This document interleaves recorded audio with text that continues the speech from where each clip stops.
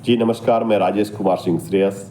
आज मैं अपनी पुस्तक तुमसे क्या छुपाना के पृष्ठ संख्या 60 पर एक ऐसे युवक की बात करता हूं जो कि 6 उन्मूलन कार्यकर्ता का दोस्त होता है और वह इस कार्यक्रम से प्रभावित होकर क्या करता है, सुनिए।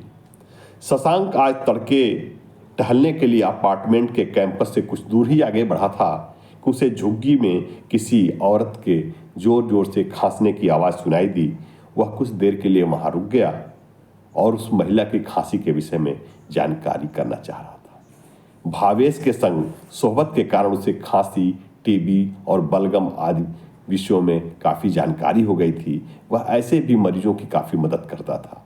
पिछले दिनों उसने टीबी रोगी खोजी अभियान में स्वयं को हिस्सा बना लिया था और इस अभियान में न वो सिर्फ जुटा था बल्कि उसने 55 से 50 रोगियों को ढूंढ भी निकाला था, में मदद की थी, बल्कि उन रोगियों को इलाज पर और जांच, इलाज और पोषण भत्ता भी दिलवाने में काम किया था।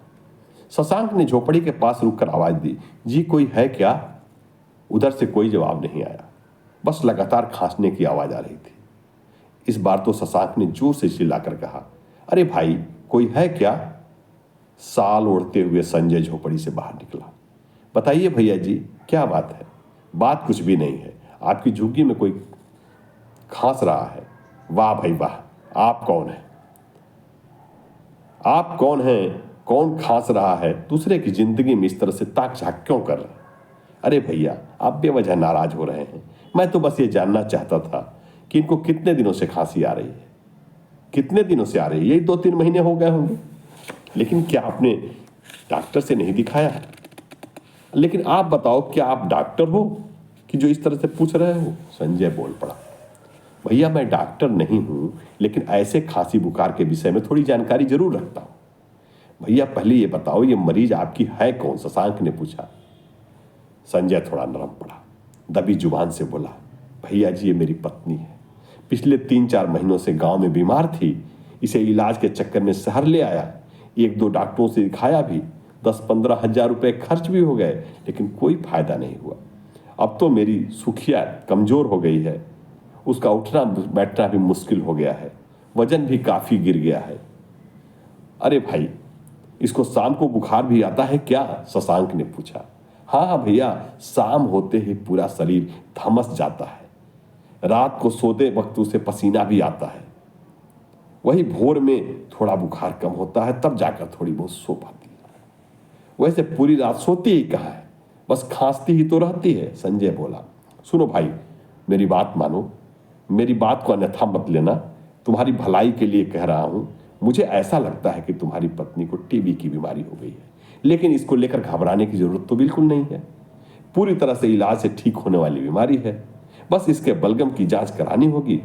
यदि इसको टीबी निकलती है तो इलाज होगा, इसका पूरा कोर्स होगा, आपकी सुखिया बिल्कुल ठीक हो जाएगी। ऐसा कहते हुए ऐसा करो कि आप इसे सीएससी पर ले चलिए, मैं भी 9 बजे करीब वहां पहुंच जाऊंगा, शशांक ने बोला। शशांक, संजय और संजय की पत्नी तीनों 9:30 बजे तक खोड़ा सीएससी पहुंच गए थे। शशांक ने सुखिया के बलगम की जांच कराई। जांच में टीबी की बीमारी निकली। शशांक ने उसका रजिस्ट्रेशन, निश्चय आईडी सब कुछ बनवा दिया। उसको 1 महीने की दवा देकर विदा किया। संजय आज बहुत खुश था। उसके पत्नी का इलाज शुरू हो गया था। इलाज के नाम पर उसके पॉकेट से 1 भी रुपया नहीं लगा था। साथ ही साथ सुखिया के खाते में खाने पीने की पौष्टिक भोजन के लिए 500 रुपए भी आ गए थे। संजय मन ही मन शशांक के प्रति कृतज्ञता व्यक्त कर रहा था।